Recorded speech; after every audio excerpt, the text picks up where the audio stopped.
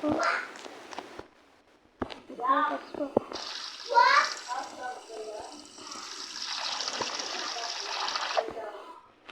Wala ako ingredients.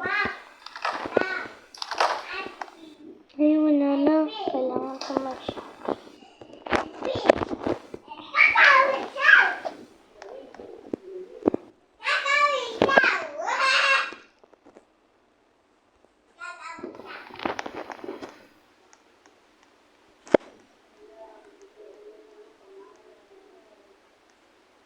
Ayan! Kind of words are like a honey.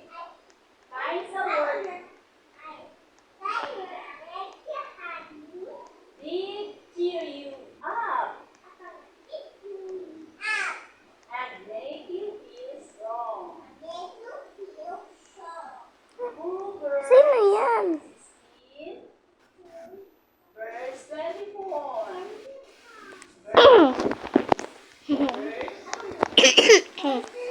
So, mag-grocery na pala tayo, guys. So, Alam mo please ba yan mabubutin eh? mo ako. Mukhang ganyan. Ingredients ko Words are like honey. Nabukas na yan, di nasa ulalim ng baby ko. Nice words are like honey. They cheer you up and make you feel strong. And make you feel strong. Proverbs 16, verse 24. So, grocery na din ako. Salamin ko eh. Ikaw kasi. Words are like honey.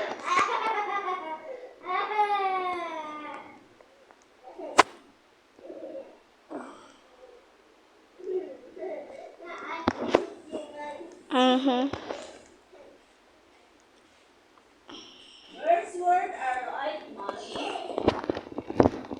Birds' word, I like word Ano are kayo? like Dito na kayo sa bahay. and make you feel.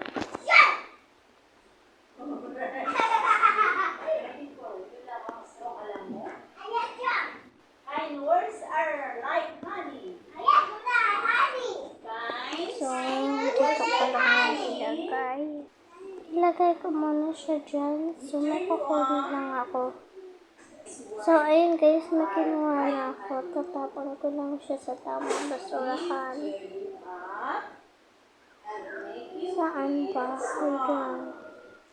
Sige, dito na nga muna.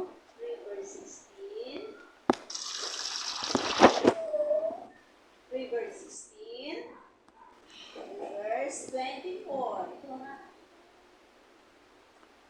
So, yun, nagluluto na. So, nagluluto na. Ipabayaan na muna natin dyan. Nood mo na tayo nito. Ang kikil.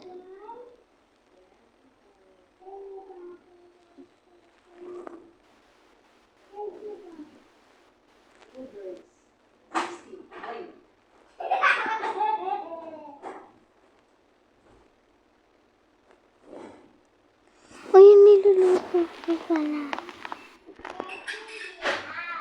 Kain ko na siya. So, kain na tayo. Nam. Tapos na pala, guys. So, minute mo ako. Pala, guys. Tapos na. At tutulog na ako.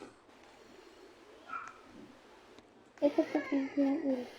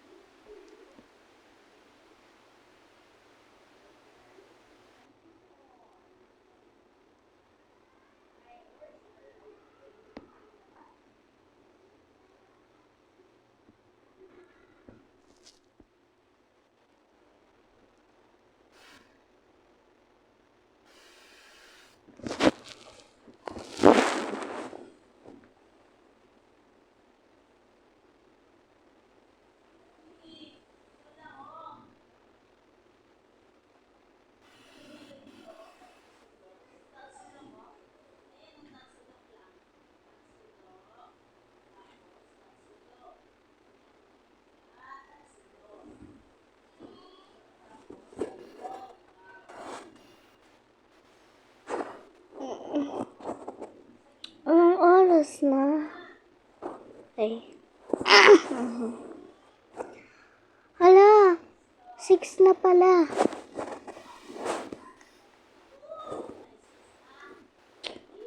Luluto pa ako namang lulutuin. So, nagluto na pala ako, guys. Ano lang po ako. So, tapos na pala ako. Kain na ako.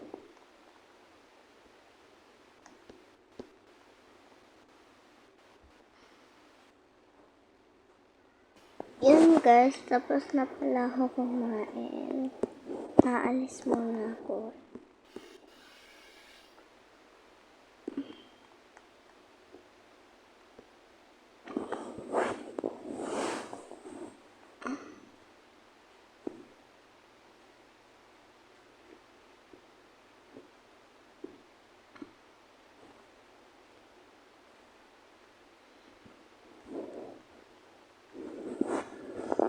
Magbabait na lang ako, guys. Trabaho pa po ako.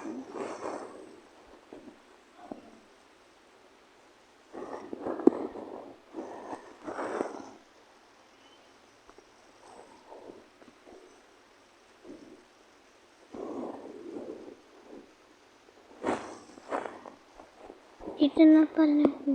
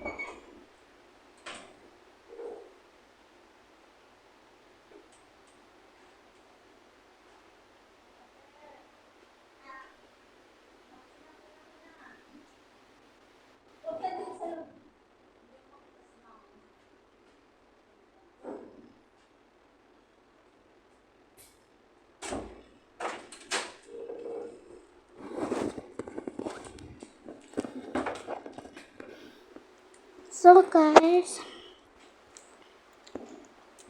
subscribe for part